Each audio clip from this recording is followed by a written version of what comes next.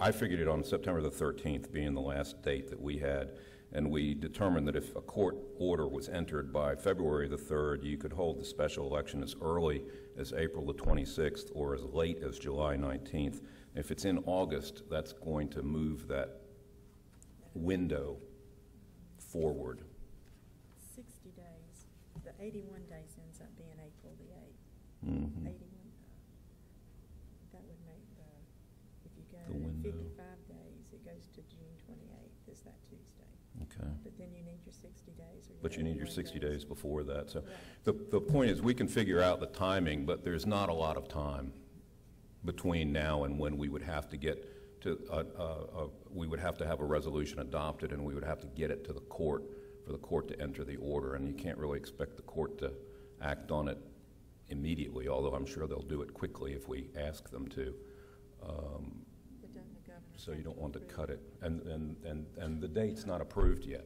Yeah. The date, this is the date that's in front of the General Assembly, but it hasn't been approved. So hopefully that will happen. It's being done, I think, as an emergency, so hopefully that'll happen before too much longer, and you could then go forward with the process with some certainty as to what dates you were choosing. Okay. Quick question before, you finished? Mm-hmm. Yes, sir. Okay. Just a quick question, and we'll ask the rest of the board. If we were to start the process right now, and the school board gave us a resolution tomorrow, we started the process right now, we would get approval 3 months or sometime in May, sometime in April. Do we have the ability to have approval in April and not have the referendum until November's regular election? Yes, you could have, well, your referendum resolution that you would adopt, I mean, we would talk about in that the dates that you would want to have it. We'd have to let the court know whether you wanted a special election ordered on a particular date other than the general election, or whether you wanted the referendum ordered for the general election in November. So we would do that up front in the beginning. Once you hold the referendum, you have, this is off the top of my head, I think you have 5. Once you have the referendum approved, you then have, I think, 5 years to issue the debt. Oh. There is a long period of time. You don't have to issue the debt right away either. Is it 8 years? Okay. Okay. So it's 10 total. Well, I think all parties concerned would like us to move a lot faster than 10 years. Yeah. But my concern was just April versus November, and if that's the case. But so from what you're saying, the first thing we have to do is determine when we'd like to have this referendum, whether it's voted on in November, where my opinion would be there'd be the most people, or whether we have it in June or some other time when there may not be a lot of people. So I think that's board correct. and the school board need to kind of work on that one first. Yeah, it's if and when are the two questions. Right. And there is some, if you do want to do it this year, there is some urgency towards getting that done. Or you would be, if you want the option of not doing it during the general election, there is more urgency, I guess, than if you were going to do it during the general election, because then you would have more time. Okay. Board members have any questions? Ms. Popple? Ms. Roselle? Mr. Seelan? I don't know that we're, and I haven't heard, but I don't have any interest in doing this as a special election if we do it. Yeah, I think that's part of the if and when, and I think, I mean, we have the same opinion, and I think the rest of the board needs to voice their opinion, but we would probably get more people at a general election than we would at a special election. The registrar is here. You would say that's the common thinking, yes, or the general thinking is that you get more at a general election than you do if you hold a special election. Okay, and I think a decision of this nature, we should have the most input we can get. Let me go around and we'll first, and then we'll come back to that. Is that it, Mr. Kim? Okay, Mr. Akins? No, I'll agree. Is the fact that, you know, special elections, you generally get people that are adamantly opposed or adamantly for a particular issue that you're voting on, and that's what you're going to get. In the general election, you're going to get the people that are dedicated to vote, or that's just have always been voters. And I'm, as Mr. Seeley and Mr. Thomas, I'm not interested in a special election at this point. If we go forward, I think we need to plan for the general election. Mr. Rozelle, would you concur? Ms. Popple? Yes, sir. Okay, it sounds like we've determined when. We're going to look at doing this at the general election. I think we still need to determine the if, and that's probably going to require a joint meeting between the Board of Supervisors and School Board, which hopefully we can make happen this month or the early part of next month. The school board, yeah. Yes, if the money's for a school project, then the school board would have to concur, Okay. essentially. Even for the, okay. Yeah. Right, and just to repeat what I heard, if some of the monies are to be used for a school project, the school board has to act first with a resolution to the Board of Supervisors endorsing the process. That's correct. Okay. Go right ahead, Mr. One Akers. more question. When we talk about a bond referendum, I guess most bond referendums, if it's a school project's involved, there's public safety involved, then they're going to be split out, or do you put them all into one bond referendum, or do you have a separate category for each item that you want It can be done in different ways, and to some extent, that's both a political and a strategic planning question for the board when it adopts the resolution. It could be lumped together, or it could be broken out into separate issues that could be voted on separately. A sample, let me read you a sample question that might appear on the ballot. It would be something along the lines of, shall the Board of Supervisors of Caroline County, Virginia be authorized to contract a debt and issue general obligation bonds in the maximum principal amount of blank for the purpose of financing the acquisition, construction, equipping, and furnishing of blank in Caroline County. Now, you could, in the blanks, fill in a laundry list of projects, or you could essentially repeat the question and have it voted on individually for each project. You have identified, Mr. Emerson, another question. I think we've determined when, we're going to determine if, but we're now talking And how. the language. So how is there one line item or 5 line items? And I think that's what we're going to all work on together. What's president at our next board meeting? Okay. Were there any more questions for Mr. Emerson or Madam Registrar? Okay. It's just supposed to help you. Okay, thank you. Thank you, sir. Thank you, folks. Okay, our next agenda item is appointments. And just to go over, I know some members made their appointments previously. Mr. Popowitz, you made yours for the redistricting committee. That's kind of what we're talking about first. Mr. Rozelle? Yes, sir, Mr. Chairman, I talked to the representative who has previously served and did find 2 who would like to continue that. One is Sherry James. Sherry James? Sherry James, who lives on Secretariat Road. And the second one is Henry Barlow, who lives on Barlow Lane.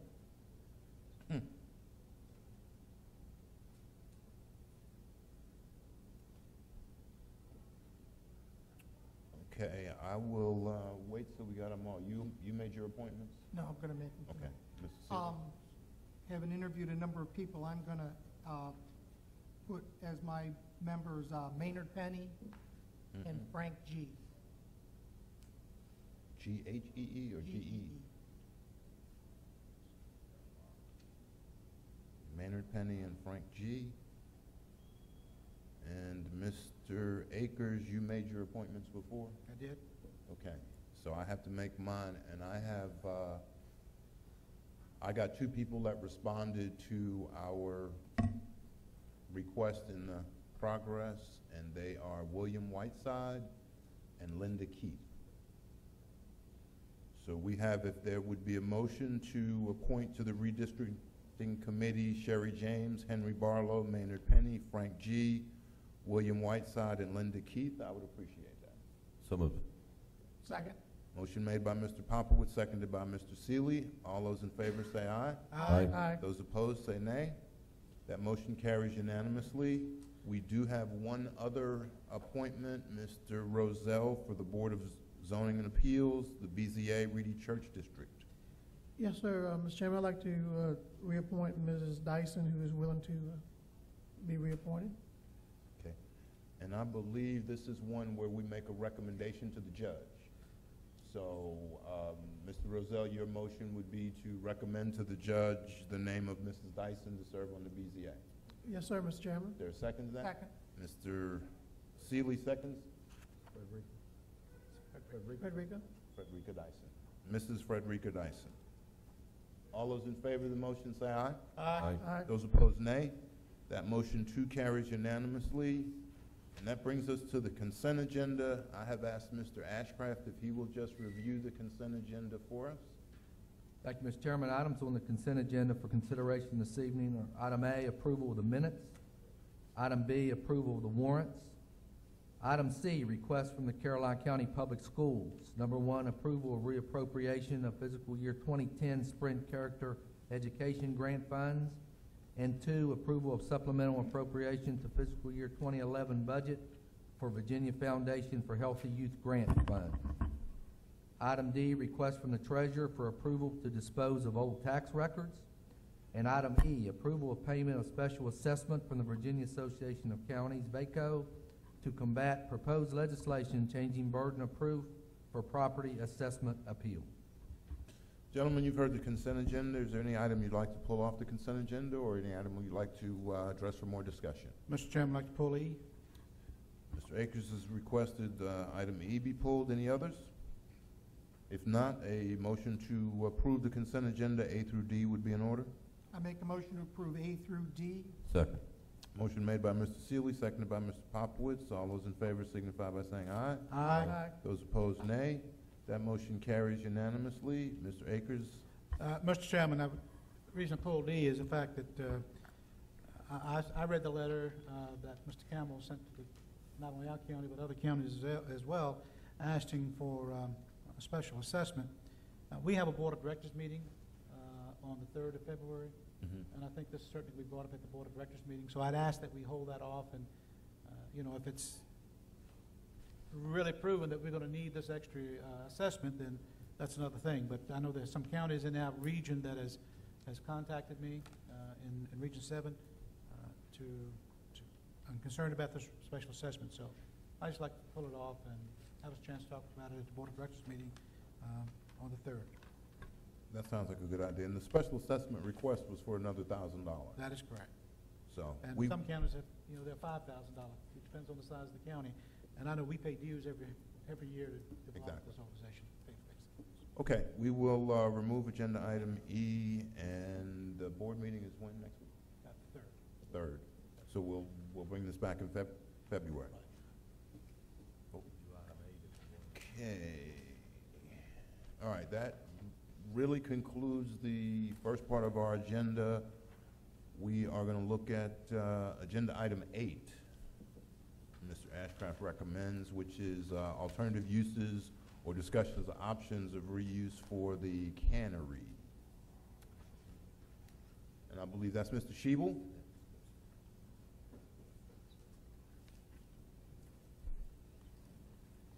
Mr. Schiebel, as always, good to see you. Good evening, Mr. Chairman, members of the board. Thank you. I've seen everyone this evening. As you're aware that we have been investigating how to use the cannery in that facility. We did have a food bank that was interested, and after looking at a laundry list of issues at that facility of code issues, ADA compliance issues, and structural issues, it was just deemed that it didn't fit in their financial plan. We also looked at privatizing the cannery, and again, the same issues came up of all the repairs that would need to be done to put this facility back into operation. We also had some private companies. We had two, actually. One that was looking at possibly to can fish, and another one to can oysters. And they came and looked at the facility, and again, in their business plan, due to the age of the facility, the ADA requirements that it does not currently meet, some of the life safety requirements that have been pointed out, as well as some of the structural issues that would need to be corrected, did not appear that in their business plans that it would work profitably in their favor. So with that, one of the options that we've been throwing out is, of course, storage, which seems to be a lack thereof. And at this point, the recommendation from staff would be to use the facility for storage, which all the requirements that are out there that would have to be done would not need to be done for storage. We would fix the refrigerator and freezer area up and put it back in working condition, and then that would be able to be used to store ice and water for fire and rescue. They also have some need for some dry storage. Due to the facility not being air conditioned, it does create a situation to be able to store conditioned type things.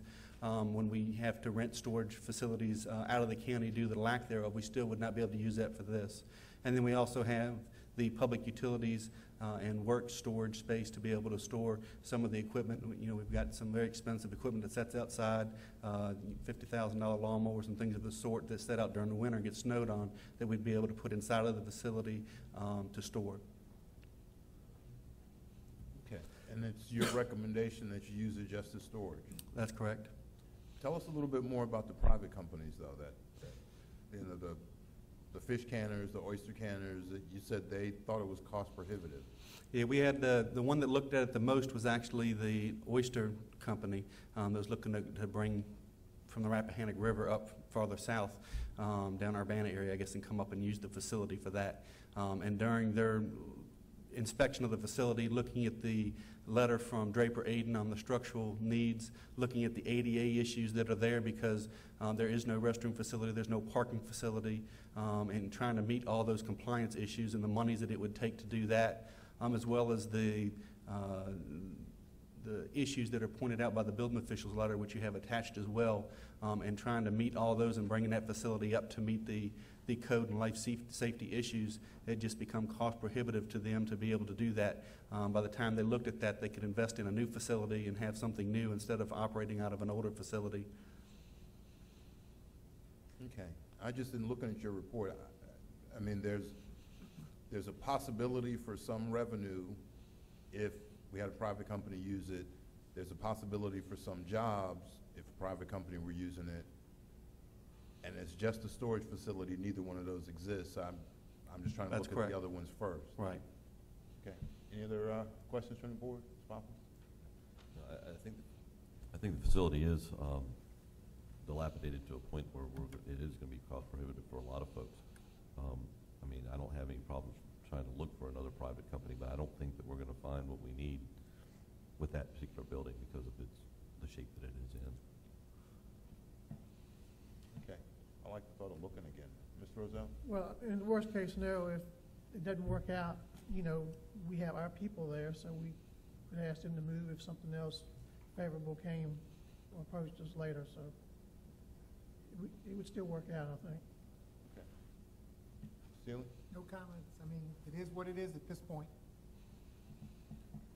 Surely you have an opinion, though. I mean, we've wrestled with this for a long time. This isn't, you know, this isn't a new issue. It's something we've been rolling around for 2 years. And we've always been in the same place. So at least we're gonna get some use out of it. Okay. Say, But I'm not interested in putting any more money into it. To be honest, we put money into it, and I'm not interested in putting any more into it, unless a private company is willing to come in and pay us a monthly rental fee that will help offset the cost of renovating it. But as far as the county putting any money into it, I'm not interested in doing that. If it can work for storage, it works for storage. But I like what Mr. Rozelle says. If we go forward with what we've talked about, then at least it's our people in the facility, and if something does come along, our people can move somewhere else. They've got these items stored somewhere now, so we would have to go back to that okay. that practice. Okay, that sounds fair. Mr. Shebel, were you looking at this yourself, or was Mr. Wilson involved from the economic development side? Now, we had people that contacted us. Mr. Borshuk was involved in a lot of this prior to him leaving, and he had a lot of hands-on contact with that. I'm actually trying to put it back into our operation and privatization. The fish company, the oyster company, actually had contacted me. Two of the other issues that are out there, the existing equipment, other than the tables, pretty much would have to be upgraded. It's not big enough to do anything for a commercial operation. So even though it's a cannery, most of the equipment that's in it is going to have to be replaced. The boiler will pass inspection. However, it's got a lot of age on it, and there was concern that it would be able to handle the day-to-day operations of a commercial operation, and that the boiler would probably have to be upgraded as well. So those are two other costs that were out there that would have to be looked at on top of the other issues that are pointed out. Okay, well, let's, if you could, I mean, we're gonna, it sounds like it's the desire of the board to go ahead and use it for storage now, but we're probably entering a year where every dollar counts. And if there's somebody out there that wants to rent the facility, and as Mr. Akers said, that we would, you know, if we had to put some money in it, but we knew we'd get that money back and then some from this rental, plus there's a chance that somebody could get a job there, I think that's something we can pursue. Right. Now, there is the option as well of the equipment that's in there to declare it surplus and to auction that off, and could raise revenues that way also. There's stainless steel tables. A lot of the canning equipment itself probably wouldn't bring much, but there are tables in there, some saws in there that are worth some money that we could put a reserve on and put it on gov deals to bring additional revenues in that way. Let's not go that far just yet, because we'd probably reduce its, you know, desired, you know, for somebody else if those things were gone. Right. That's a good point, though. We'll save that for a later discussion. Okay. Okay, so we're going to go ahead and move it to storage. I think to be efficient and protect Mr. Schiebel, we'll take a motion that would say we're going to use the cannery for internal county storage, if there's one to that effect. So moved. Second. Thank you. Motion made by Mr. Popowitz, seconded by Mr. Akers, that we're going to use the county cannery now for storage. If there's another time where we have another business, we'll work that out. Discussion on the motion. All those in favor signify by saying aye. Aye. Aye. Those opposed, nay. So that motion carries. Want the whole break? Okay. All right. We were trying to squeeze one more item in, but I think we will take a break until 7:30. So that's our dinner break, and the board will reconvene at 7:30.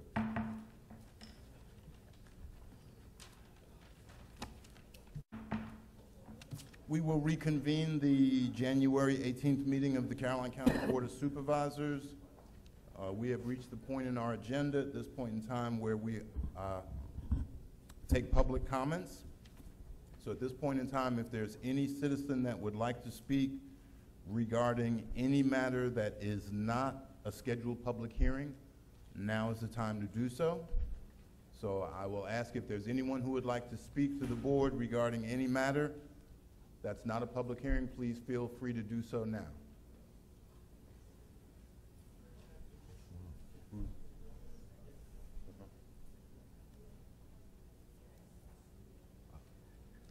Mrs. Carter?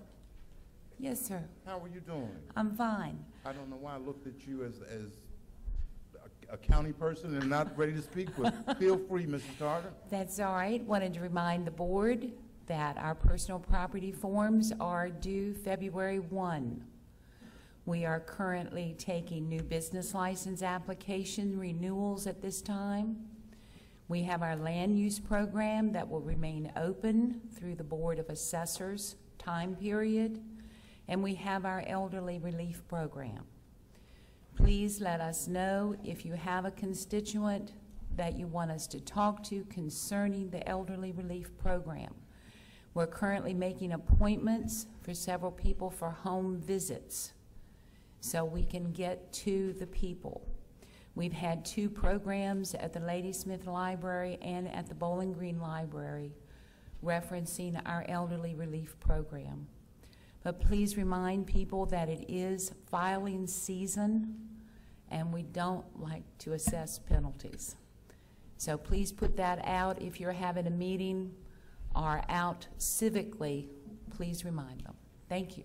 Ms. Carter, before you leave. Yes, sir. And I know we don't normally do this, but the penalty for failing to file by February 1st is 10% of whatever your tax liability. 10% of the tax, yes, sir.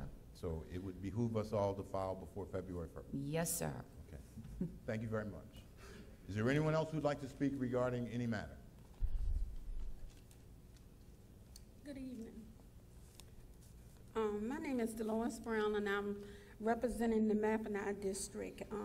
I come before the board again to speak about the Fred bus. And I just want to come and say, we need y'all to keep C1 in Caroline County. There's a lot of people riding the bus. There are people riding it in Ladysmith, people riding it in Bowling Green, and the Mackinac District. And if I'm not mistaken, C1 is that bus. People are riding it to work. People are riding it to Fredericksburg to the doctor's office. People are riding it to the grocery stores. Example for me, I have a friend that was at Mary Washington Hospital. I rode it to go visit her every day. And every day that I went to see her, she got a little better and a little better until she finally went to the nursing home. And her husband credits that to someone visiting her besides him that has transportation that doesn't work. I've met, in the last 2 weeks, I've been riding the Fred talking to people. There are people coming from Fredericksburg going to Carmel Church trying to get jobs in the Carmel Church district. So I asked them, how will you get back and forth? They said, well, if I get the opportunity, I'm gonna see can I work in the morning and be able to ride the Fred down, go to work, and ride it back to Fredericksburg in the evening. Also, someone asked me, said, well, try to do a petition or something. Well, I don't know anything about doing a petition, so I went online and I printed off a little thing and I gave it to mostly to the people that work at the truck stops and that are in the Bowling Green district. Here tonight, if the board would like to see it, I have 4 pages, and most of these people live in the Madison district, the Mackinac district, and Bowling Green district. And they said they really need this bus to stay in Caroline County. Thank you. Ms. Brown, could we have your petition? And I understand you had some people with you in support of Yes. Fred. You could ask them to stand if they would like. And I have some that I was hoping would come forward and speak. Okay. Did I miss that?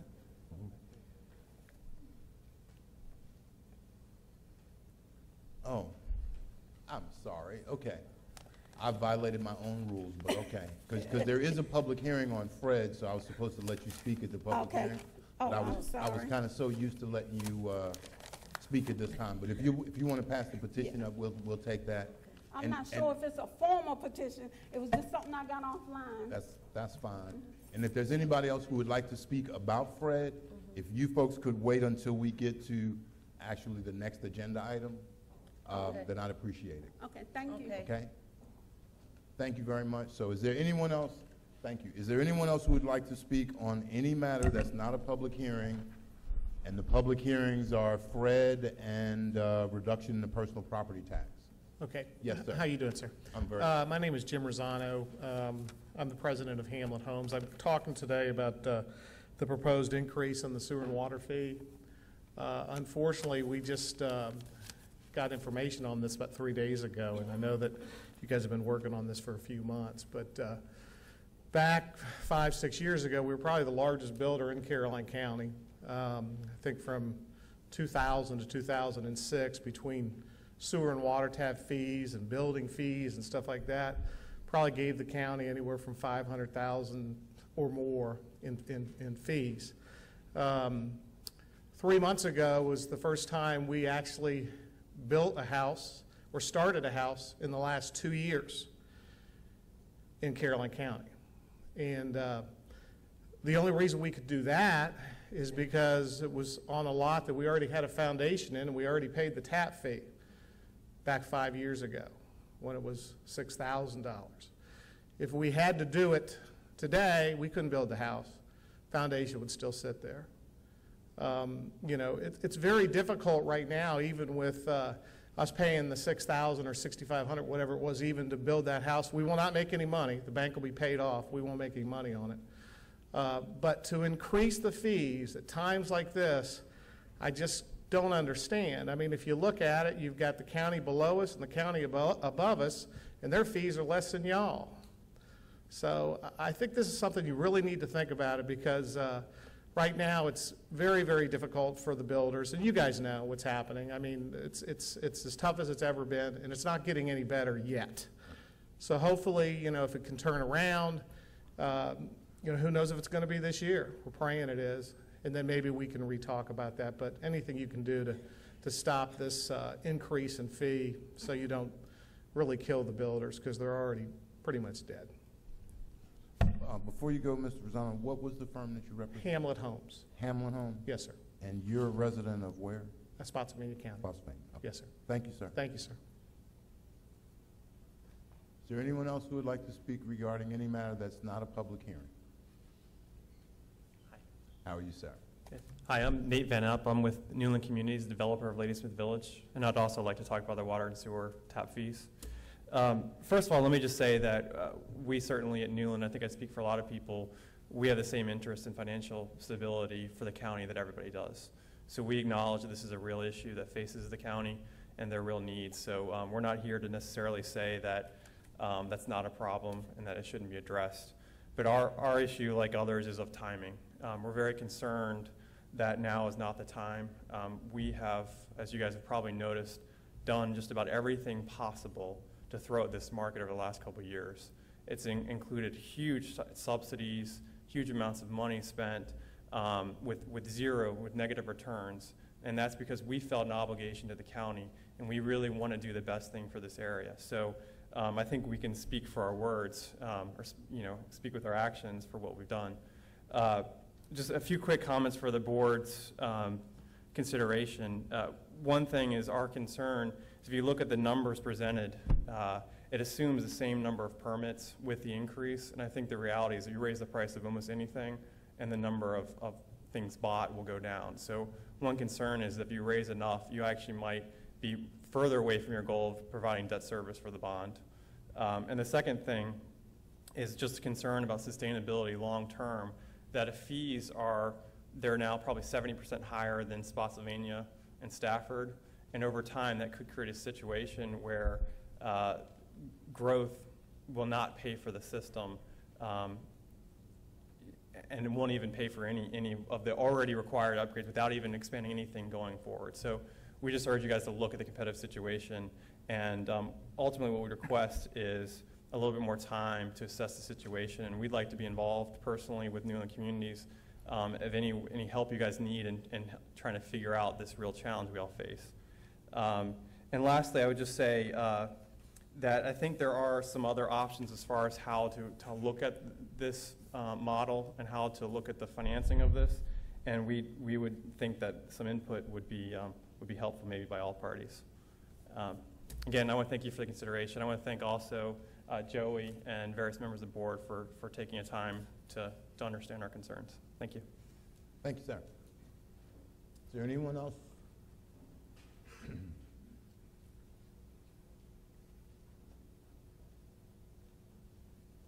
Good evening, gentlemen. I'm Bill Beach with WRB Homes. I've been building homes here for quite a few years. I've had some, I guess, off the set conversations with a few of you tonight, a couple of you tonight. And I just want to reiterate a couple of things. Everybody's pressed. The county's pressed, the state government's pressed, federal government's pressed, everybody's pressed. Some of us are feeling it a lot more than others. Construction's been in basically a depression for the last 3 years. If you look around, read anything, you can figure that out without any problem at all. I'm not here to try to tell you anything or teach you anything. That's not my goal at all here tonight. Just wanted to bring it to your attention that the situation is really rough. We need to find different ways other than to try to raise the rates, penalize the people that are trying to bring revenue into the county, because that's what we try to do. Yes, we make money, but we also bring tax base into the county. And if you do, just like it was said just a moment ago, if you do raise the rates, there's going to come a time when the pendulum will swing the other way, and then we won't be able to do anything. I was just talking to one of the supervisors a little while ago, and I wanted to bring this to your attention. 4 years ago, there's four companies here right now that are represented tonight. At a modest estimation, all of us did approximately, and I'm just using round numbers right now, at least 60 homes a year. Four companies times that's 250, 240 houses a year. Last year, I did 9. Hamlet Homes, I hope they don't mind, did 8. Tim Thompson did 2. And that's been repeated now for the last 3 years. We've steadily gone downhill. If you attach these types of revenues to things that we're trying to generate here, you're just going to kill the rest of it. I think I've built maybe 3 or 4 houses in this county in the last year. The lakes, personally, WRB Homes hasn't built a home in the lakes in over 2.5 years because of their fees. You know, the land costs so much, the fees cost so much.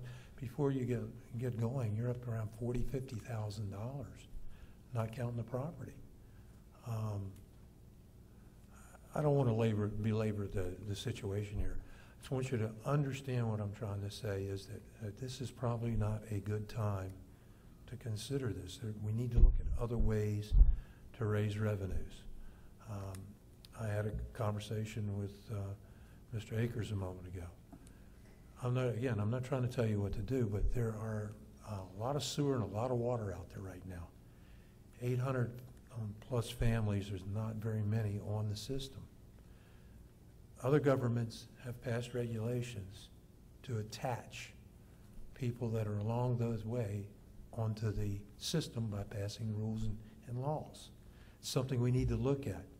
We can do it at a discount, but it starts generating income. All of that, along with other things that later on maybe we can do, will help pay for the improvements that we have to make to the sewer system and so forth. But we've got to look at the whole ball of wax. You can't just focus on one particular group. And I want to thank you all tonight for allowing me to come here and say this. And I think we've had a relationship over the years. You know, I'll be glad to help in any way I can. But trying to get revenue right now is a rough situation for all of us. I want to thank you. If you have any questions or anything I can do in the future, please let me know. Not at this time, Mr. Beach, but we will call on you for those later on. Okay. Thank you, sir. Is there anyone else who would like to? You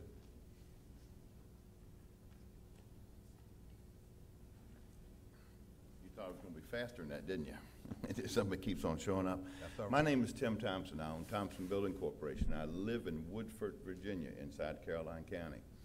I own subdivisions inside of Caroline County, which we have not built a house in over 2 years. It was affordable range back in the day at 215,000, and today I'm selling them for 149 if I sell one. So, you know, we've taken a large hit in our overhead, and we had just to move out our inventory to do what we have to do to stay alive. If Caroline County was to go forth with raising it $2,000, I believe, and you're asking for 4, but just say you raised it 2, you've taken it over $20,500 total just to hook up water and sewer. That is what your fees would cost, $20,500. Now, if the average lot in Caroline County is running $45,000, you're at $60,000 or $70,000, and you haven't even broke ground yet for the average home. Caroline County is a labor force county. It always has been at this point because we're at the end of the pipeline. We are at the end of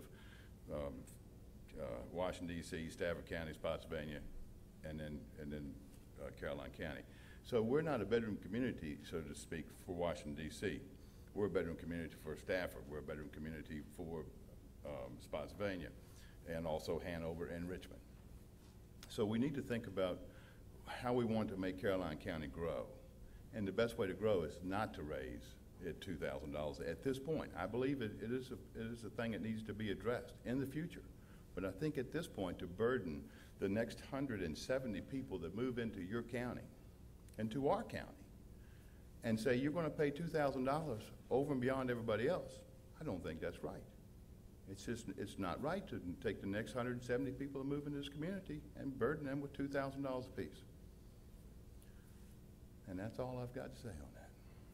Thank you for your time. Thank you, Mr. Thompson.